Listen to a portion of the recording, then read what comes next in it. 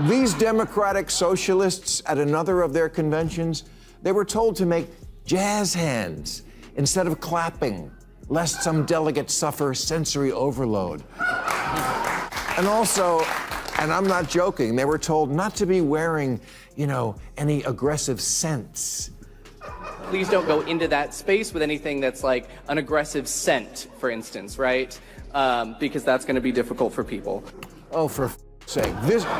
This is who the Democrats are thinking of following? City-run grocery stores? No, I don't want that. I want a Democrat who reassures me if you like your Whole Foods, you can keep your Whole Foods. At a recent Democratic Socialist convention, delegates were told to use jazz hands instead of clapping so that no one would experience sensory overload.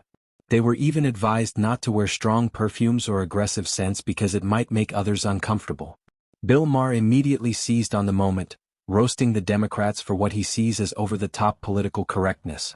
His sarcastic response summed it up perfectly.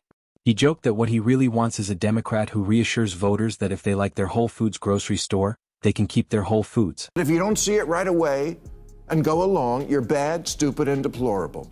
As if you were saying, duh, 2 + 2 = 5, isn't that obvious? Yeah, it's obvious you can't add. You can't just say math is racist. Healthy at any weight? If the men's football team played the women's team, it would be a tie. You can't just say. Bill Maher has never been afraid to criticize his own political side, but this moment felt especially sharp.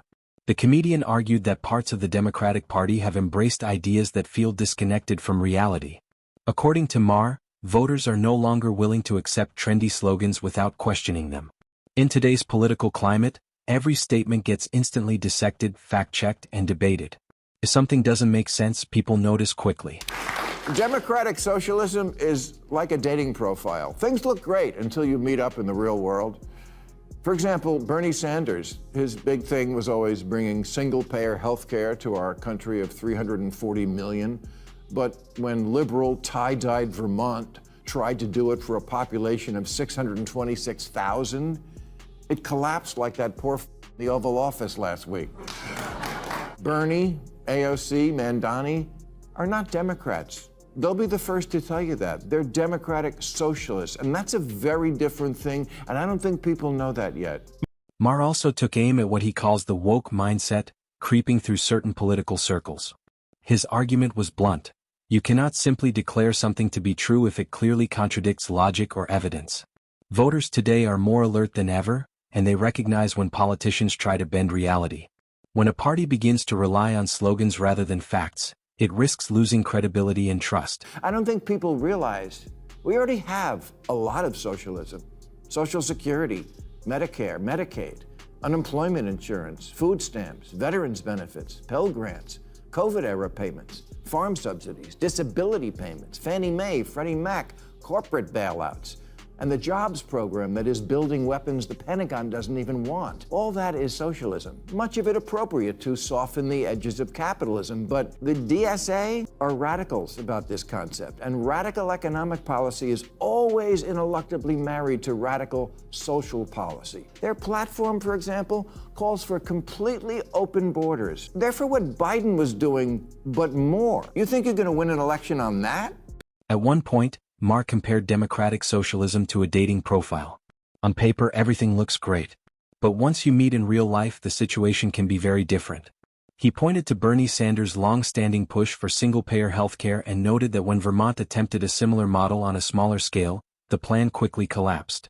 Maher's point was that many voters may not yet understand the difference between traditional Democrats and democratic socialists. It's either defund the police or military in the streets. Either MAGA's crypto crony capitalism or city-run grocery stores? No, I don't want that. I want a Democrat who reassures me if you like your Whole Foods, you can keep your Whole Foods. Governor-elect Spanberger once said about Biden's presidency that, quote, nobody elected him to be FDR. They elected him to be normal. Normal! You know, at this year's DSA convention, or as it's commonly known, Comic-Con, get this, you had to submit a photo of a negative COVID test to get in. Maher highlighted polling data showing that support for socialism among Democrats has grown significantly in recent years. He warned that while the shift might excite activists, it could alienate moderate voters. Maher acknowledged that the United States already operates several government programs that resemble socialist policies, including Social Security and Medicare. However, his concern is that pushing the label too aggressively could frighten voters who associate socialism with government overreach. It seems to me that there are two pillars that this country is founded on. One is democracy, and one is capitalism, free markets. And it seems like one party wants to get rid of one, and the other party wants to get rid of the other. Right? The Republicans are not that, democracy is just not number one on their list. It just isn't. It isn't. It's behind Christianity and a few other things. And the Democrats, I mean, I read these, 74% are for democratic socialism. Only 16% favor capitalism. Is this going to be a country that I don't recognize in 5 to 10 years if we don't have these two pillars? According to Maher, political parties win elections by convincing the middle of the country, not by speaking only to their most passionate supporters. When messaging becomes focused on ideological purity instead of practical solutions, voters start to tune out.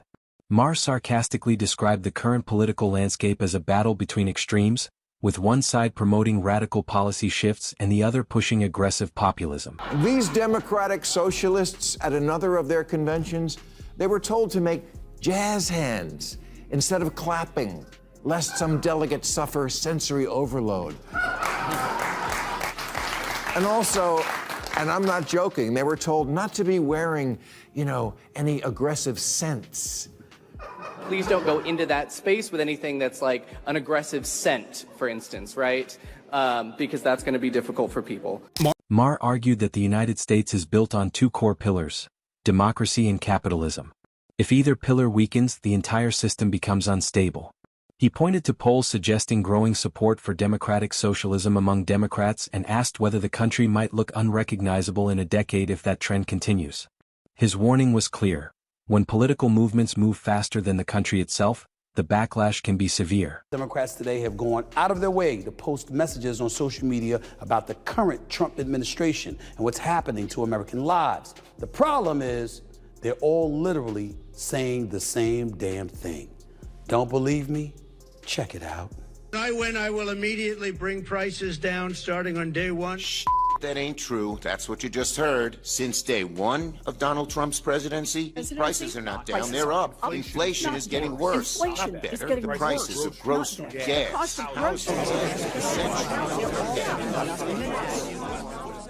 Now you see why Stephen A. Smith was in the polls as a presidential candidate? See what I'm talking about? You see that idiocy right there?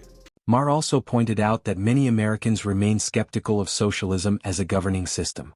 While people may criticize capitalism and want reforms, most do not want to replace the entire economic structure.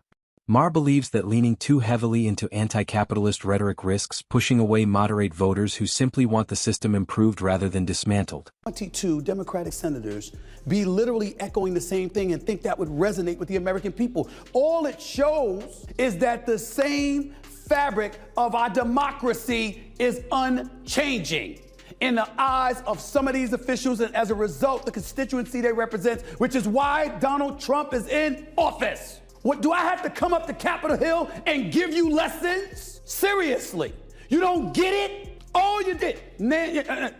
Elizabeth Warren, Cory Booker, Chuck Schumer.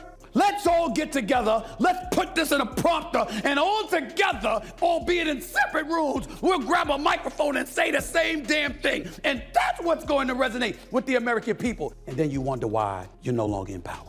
In the end, Maher's message wasn't about attacking Democrats out of hatred. It was about warning them that their strategy could backfire. He argued that scripted messaging, social media theatrics, and ideological posturing do not win national elections. Even media figures like Stephen A. Smith have voiced similar concerns. Maher's final point was simple. If a party stops listening to everyday voters and focuses only on pleasing activists, the result could be political defeat.